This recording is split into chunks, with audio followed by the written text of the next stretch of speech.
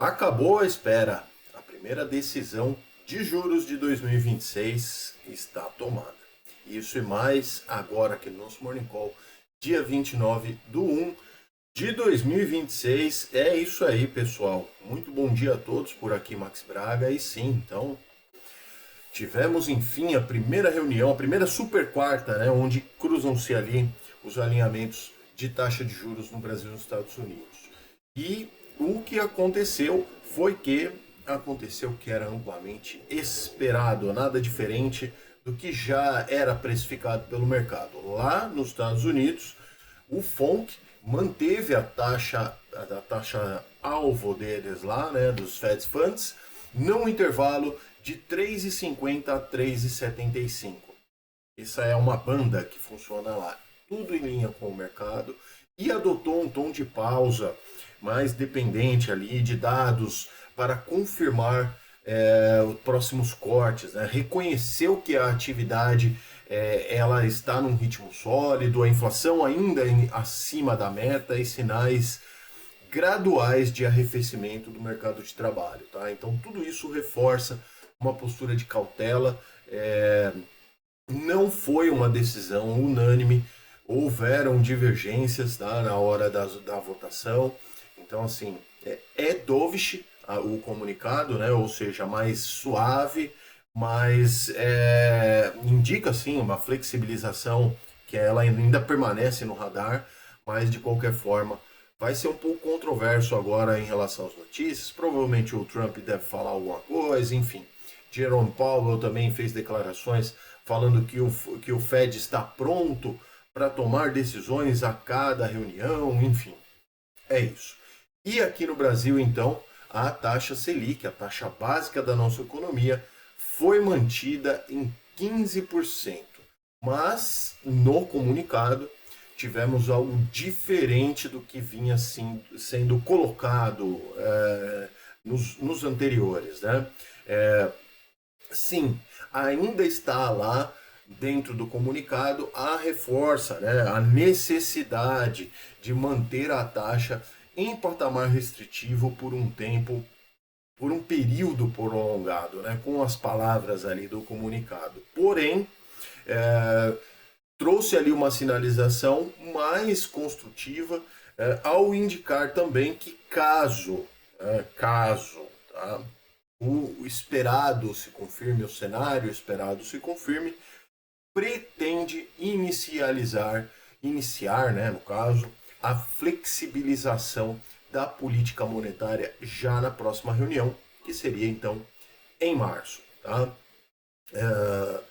O que a gente tem ainda que pesa bastante é a inflação de serviços ainda resiliente, e as expectativas acabam ficando acima da meta. Tá? Apesar dos alívios recentes aí em bens industriais, isso ainda pesa. A projeção, existem várias projeções, mas o consenso de mercado é que no início então do ciclo de corte de juros, 0,25% seja diminuído. Tá? Então, indo para 14,75. Tá? Já vou falar mais de bolsa, o Vespa estourou de novo e deve ir mais para frente ainda. Já vou falar também de renda fixa, beleza? Mas é isso. A agenda nessa quinta-feira, então, no Brasil, se concentra ao IGPM de janeiro, tá? Os empréstimos bancários também de dezembro e ao CAGED, tá? Esses são indicadores fundamentais para calibrar ali as apostas sobre inflação, crédito, mercado de trabalho, etc. Nos Estados Unidos, o foco recai sobre os pedidos iniciais de seguro-desemprego e a balança comercial de novembro, tá?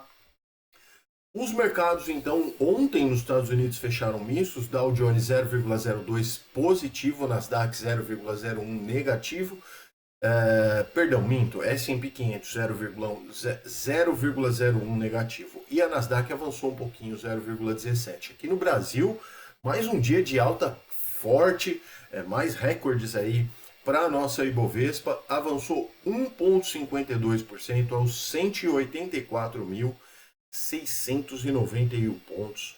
Já falo um pouquinho mais sobre bolsa, né? Bom, existem divergências, muita gente falando uma coisa ou muitos falando outra em relação à Bolsa Brasileira, mas o fato é que a Bolsa não para de subir e com esse comunicado mais dovish, assim por se dizer, nas palavras do economês, que seria mais tranquilo, um pouco mais suave, do nosso Banco Central, indicando um pouco que poderia já começar o corte de juros em março, isso vai trazer, sim, mais pujança ainda para a Bolsa, porque muito disso já estava precificado, assim por se dizer. Porém, agora, com a concretização do fato, a possível concretização do fato, deve trazer mais fluxo para a Bolsa ainda, inclusive porque o estrangeiro está trazendo muito dinheiro para a nossa Bolsa também, afinal de contas, é ainda algo muito interessante investir em país emergente. Então tem uma série de fatos, uma série de situações, de conjunturas ali que fazem com que a nossa bolsa tenha sim uma expectativa muito positiva. Eu já falei aqui diversas vezes, entre com atenção, compre bons ativos, fale com o seu assessor, com o seu gerente, com a pessoa que te ajuda. Se você faz sozinho, estuda. E você que está lá apoiadinho na renda fixa, no CDI, né, de 15%, não fica triste porque não vai ser algo assim imediato, tá? A queda dos juros é precificada para o final de 2026 na casa dos 12,50, porém, nesses primeiros cortes, algumas casas falam já em 0,5%, outras falam em 0,25%.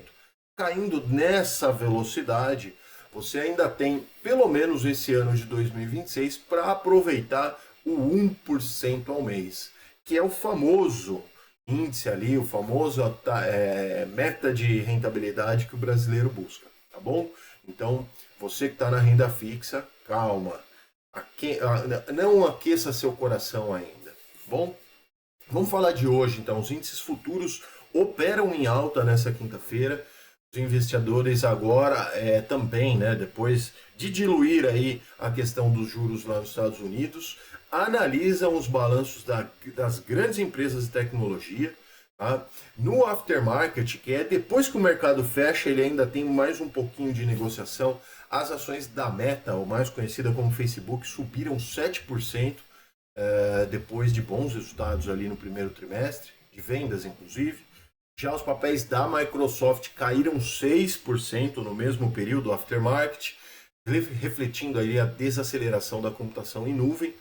E a Tesla também avançou 1% no aftermarket após resultados sólidos no quarto trimestre, que superaram inclusive as expectativas. Por hoje, deve divulgar os seus resultados a Apple, tá? Isso acontecerá depois do fechamento do mercado. Temos também Mastercard, American Express e Verizon programados aí para o dia de hoje, tá bom? Então a gente continua aí olhando as questões dos juros lá nos Estados Unidos e o Powell então sugeriu que o Fed está pronto para tomar decisões a cada reunião, como eu já disse anteriormente. E os mercados futuros precificam que essas próximas reuniões e decisões sejam corte de 0,25% na taxa por lá, tá bom?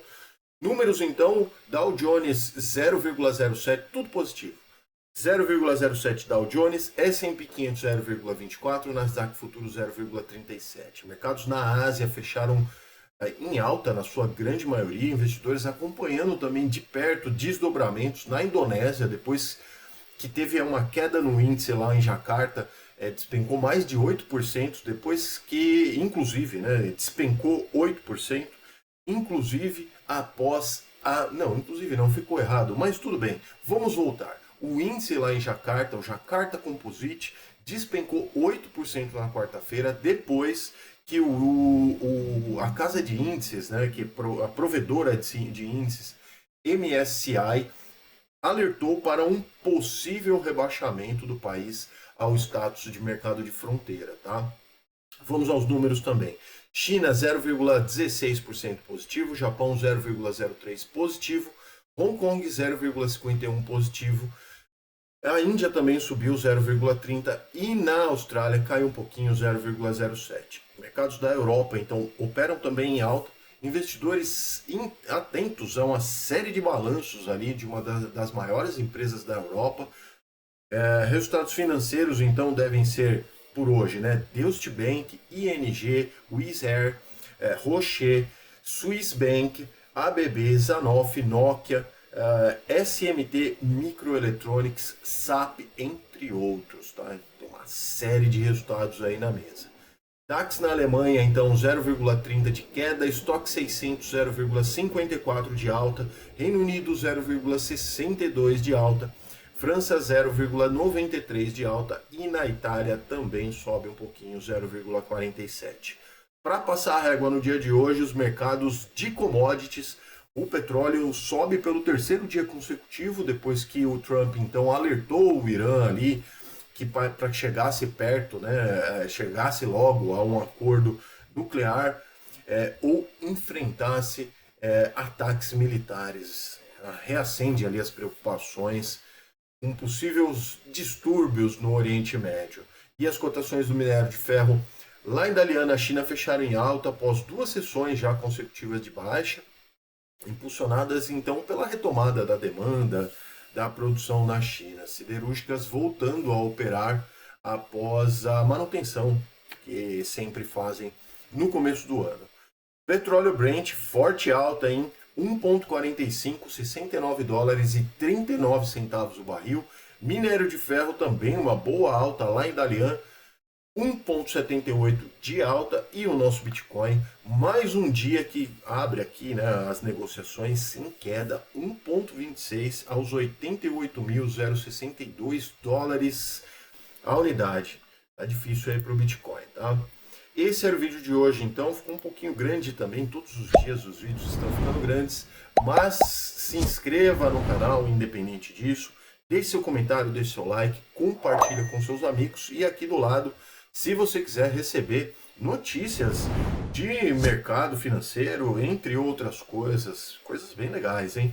Entra no nosso grupo aqui do WhatsApp, escaneia o QR Code e vem fazer parte da nossa comunidade, sem cobranças, sem nenhum tipo de precificação, apenas notícias mesmo, tá bom?